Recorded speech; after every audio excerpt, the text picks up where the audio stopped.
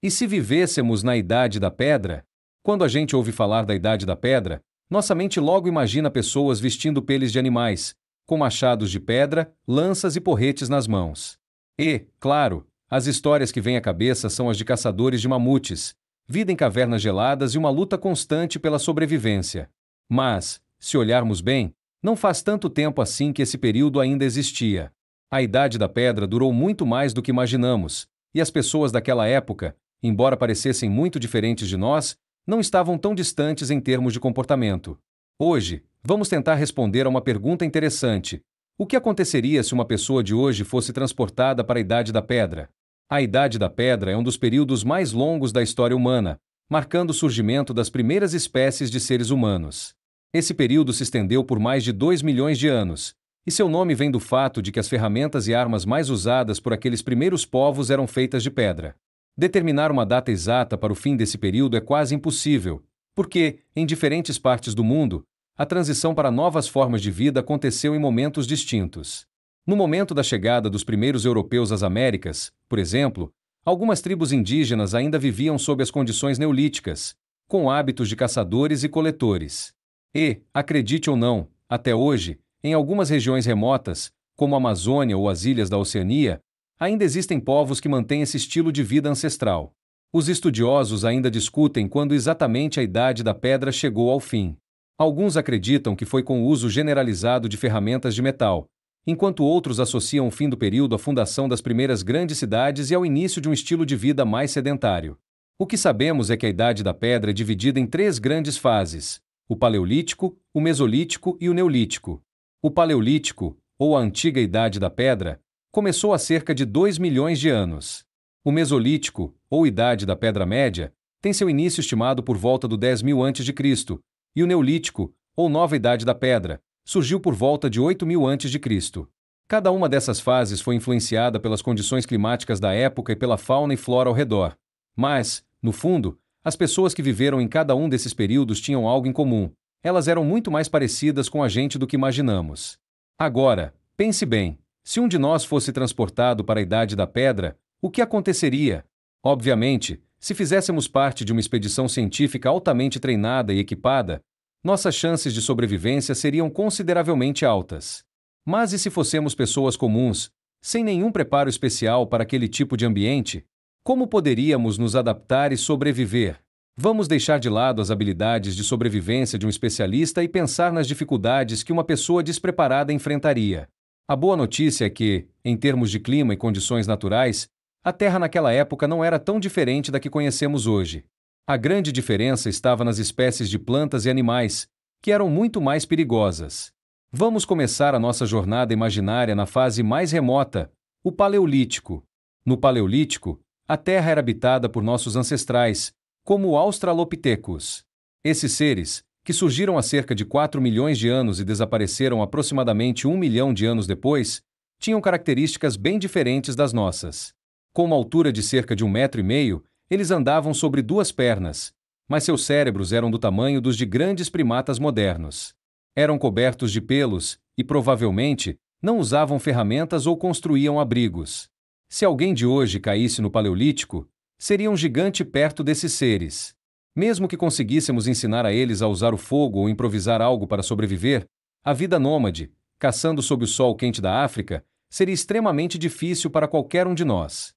A escassez de alimento e os perigos do ambiente seriam um desafio imenso. Por volta de 2,5 milhões de anos atrás, surgiu uma espécie mais avançada, o Homo habilis ou o homem habilidoso.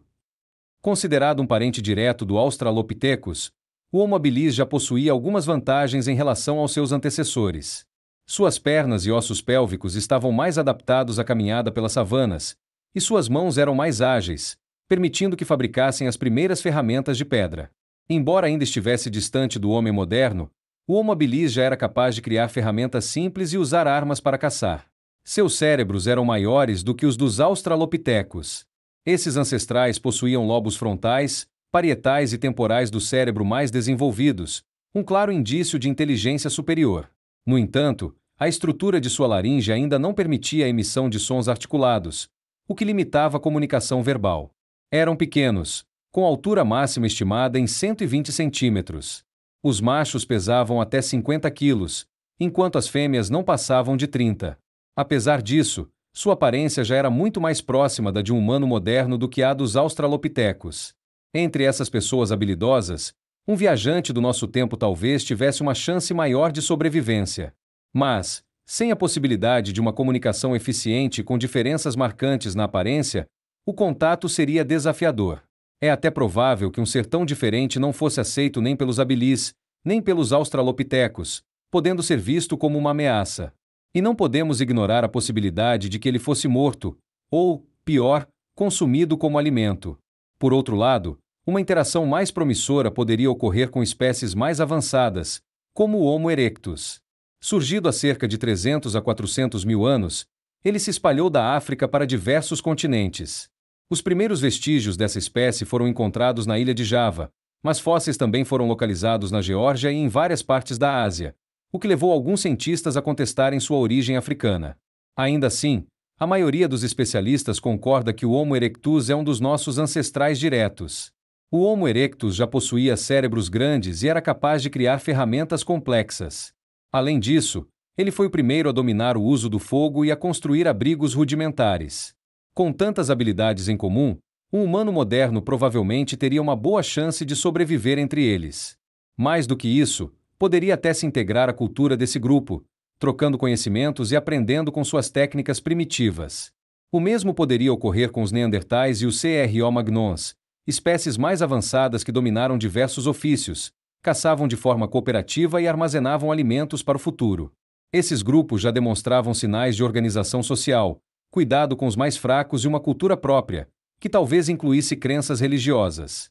Não é exagero dizer que os Cro-Magnons, de fato, éramos nós mesmos, só que ainda não moldados pela civilização moderna. Há cerca de 10 mil anos, diferentes espécies humanas vagavam pelas planícies da África, Europa e Ásia. Era o início da migração que levaria os primeiros humanos à América e à Austrália.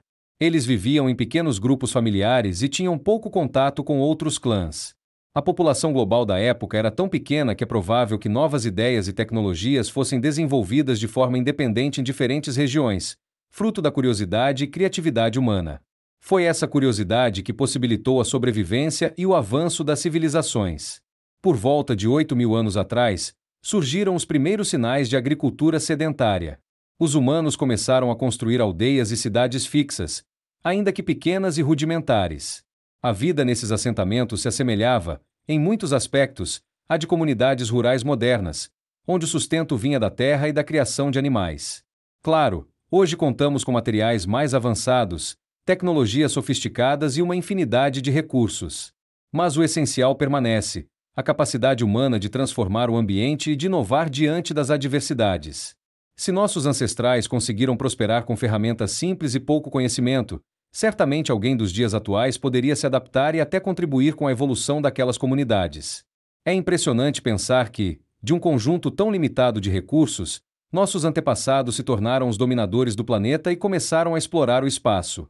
Essa trajetória é um lembrete poderoso da força do aprendizado humano e da capacidade de adaptação que carregamos ao longo de nossa história. Obrigado por assistir até o final. Se gostou, deixe seu like e compartilhe. Nos vemos no próximo vídeo.